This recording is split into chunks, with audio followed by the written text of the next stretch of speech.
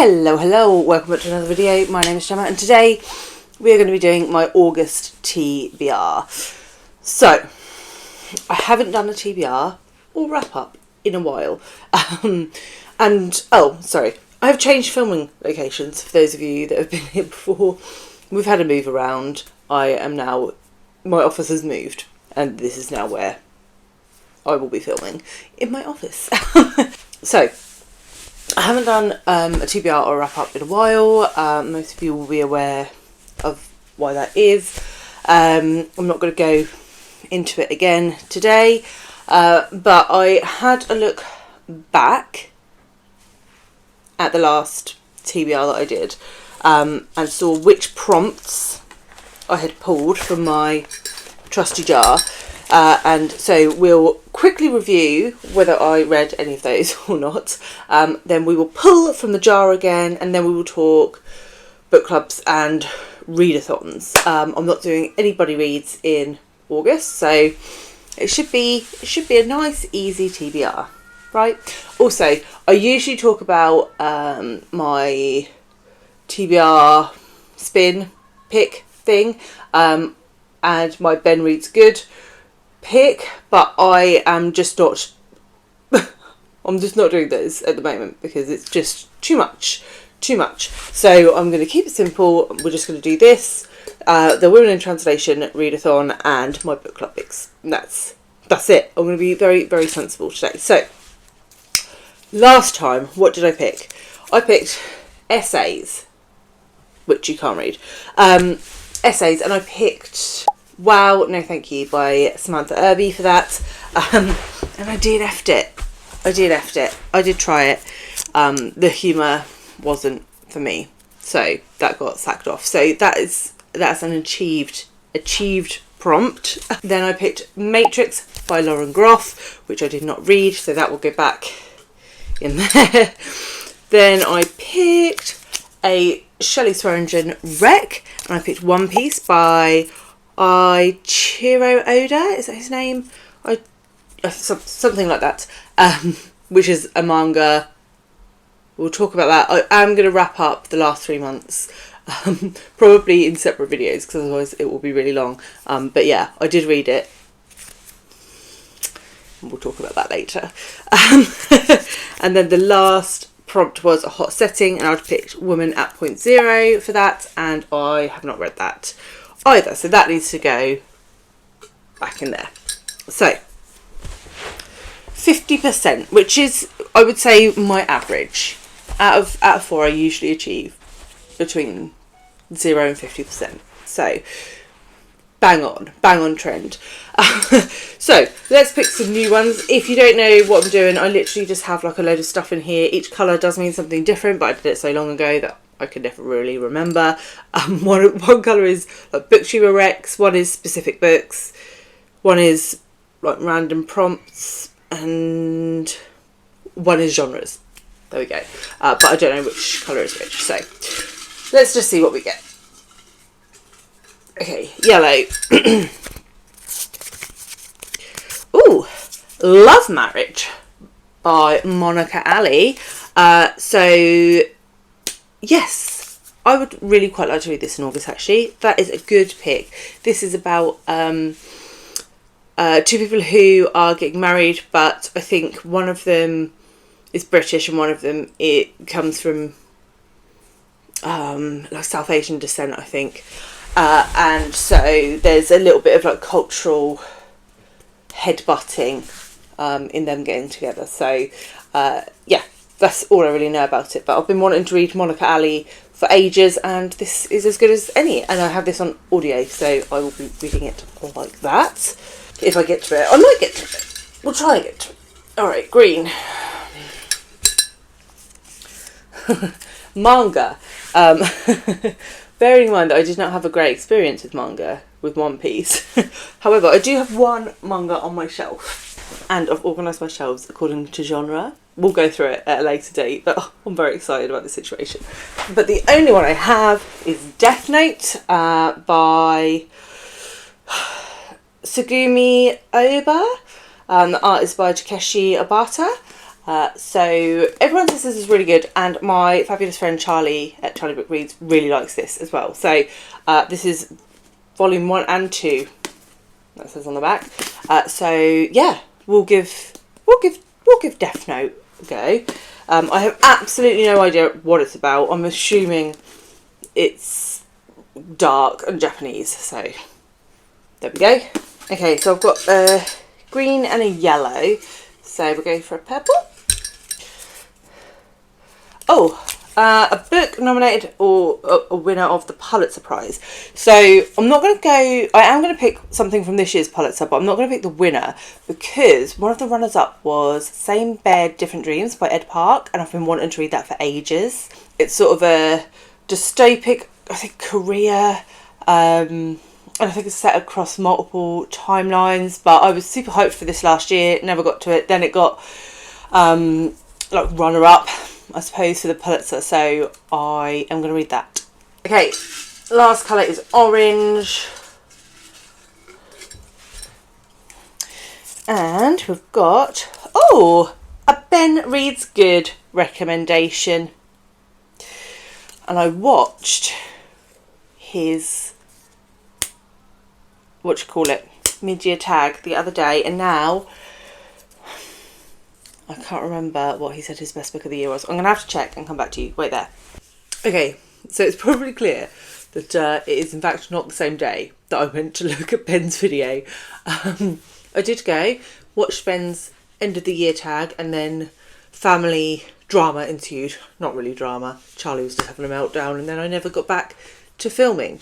And I think you're on the wonk. That we'll have to do. But I'm back now, like 36 hours later, to tell you that I did find a book on Ben's video. It will not be his best book of the year or his best sequel of the year, because I have in fact read both of those, and I do agree that they are both excellent books. If you want to know what they are, you'll have to check out Ben's video. I will leave it linked below. But in his most surprising books of the year, Restless Maunder came up by Kate Grenville, which was a Women's Prize longlisted book this year that I own and still haven't gotten to. It's not even very long.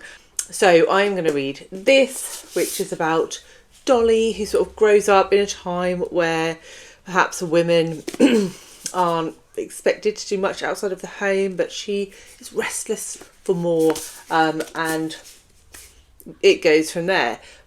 A lot of people dislike this book.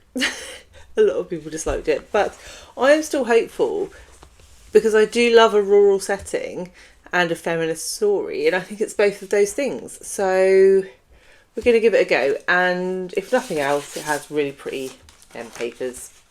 So, you know, that's going on the TBR. So I think that was all 4 prompts. I am pretty sure. It was yesterday though, so, you know, some of those brain cells have now died. But the other big thing that is happening in August is Women in Translation Month, and the fabulous Charlotte Malloy has put out a readathon with 12 prompts to sort of encourage you to read Women in Translation, and I highly suggest that you do, because it is one of my favourite events of the year. I will not be doing all 12 prompts because it's also Booker season, right? So there's no way I'm going to read 12 translated books plus the 4 that I've just added to my TBR, and potentially somewhere in the region of 10 to 13 Booker books. So I've picked a few, and we're going to go from there. Though I would just mention that my book club book for work is a woman in translation. That's because I pick the books for that. And the book that was chosen was What You Are Looking For Is in the Library by Michiko Aoyama, translated by Alison Watts. And this is one of those sort of cosy books. There's quite a few on a similar vein sort of going around. But I think in this one, we're following a librarian, and she sort of uses her knowledge of books and people to help her patrons, I think. But it sounds cute, and it's translated from Japanese, so it fits the prompts of set in a country you'd like to go to, set in a different continent, and probably others. But So that's the first book on my Woman in Translation TBR. Then I got out from the library yesterday, The Premonition by Banana Yoshimoto. This is translated, also from the Japanese, by Yoneda. And this one seems to be about a young girl who thinks that maybe there's something that she has forgotten from her sort of picture perfect past growing up. And she goes to stay with a somewhat eccentric aunt, and I think things develop from there. Not too sure, but I have wanted to read Banana Yoshimoto for a while, and this is her newest release, and it literally, well, I put it on hold, and it literally bobbed onto my hold shelf in the library yesterday, so that was fateful timing, I think I would call that, fateful timing. Then I have Le Bal by Irene Nemirovsky. Oh, and sorry, this would fit for similar prompts to the library one. Then I have Le Bal by Irene Nemirovsky, and this one is translated from the French by Sandra Smith. And this is in fact 2 stories, so it's Le Bal, the title story, and Snow in Autumn. And because it's very, very small, it's 2 short stories, I actually am going to go into this blind. This was a gift from the fabulous Charlie at Charlie Book Reads for Christmas or my birthday. I can never remember because they both happen in quite quick succession. And so I would really like to read a gift in the year that it was gifted to me. Well, technically they were gifted in 2023, but you know what I'm trying to say, in the 12 months after. So yes, some French for us, and this would fit the shorty prompt, and probably several others. So yes, I don't know, this would be the classic prompt. When was this written? 1930, so it would fit the classic prompt, which I can't remember what that was called, but anyway, that's on the TBR also. And then one that I've been wanting to read for ages and I'm really in the mood for is Cassandra by Krista Wolf. This is translated from the German by Jan van Hurk.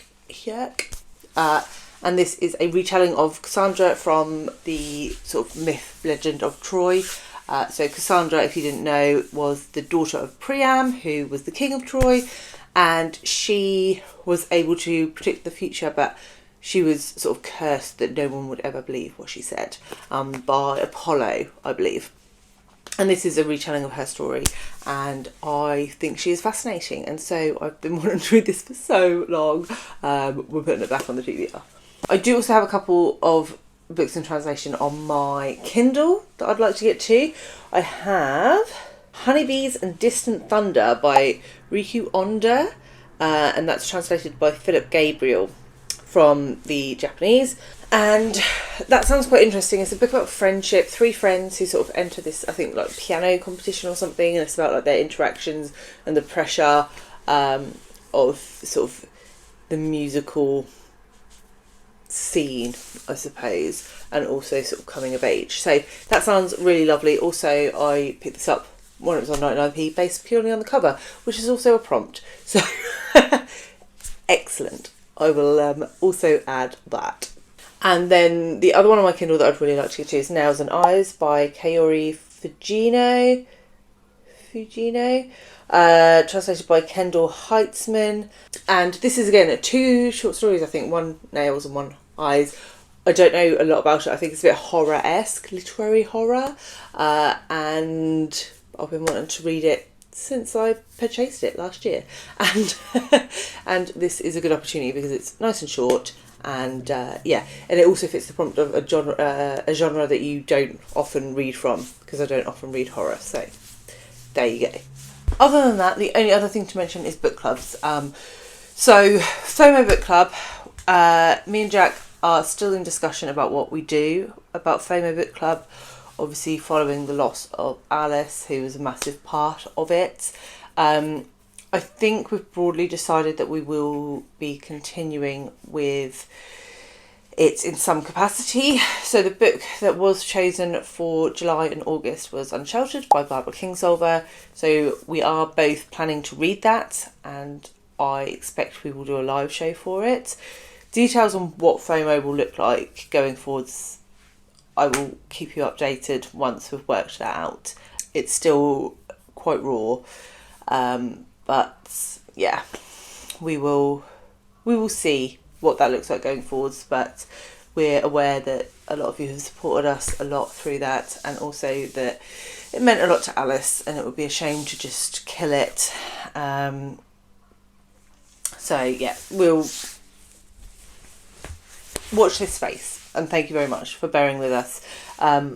Obviously we won't be doing a live for the book that we missed, Strangers on the Train. We're just gonna not do that. So I think that is all of the books. It is quite a lot when you include the women in translation, right? And the fact that the booker will be announced on Tuesday. So that always throws my TBR just into chaos. If you're wondering why there's a massive pile of books here, these are all ones that I'm getting rid of. This is my unhaul pile, and there's very little room on my shelves, so they have to live over here. So yes, those are all the books. I'd love to know what you guys are reading in August, particularly if you're taking part in Women in Translation Month. I will leave Charlotte's announcement video below for you to check out if you want to see what the prompts are and try and challenge yourself to read all 12. I mean, kudos if you can do that. And yeah, I will see you all very soon with another one. Bye guys.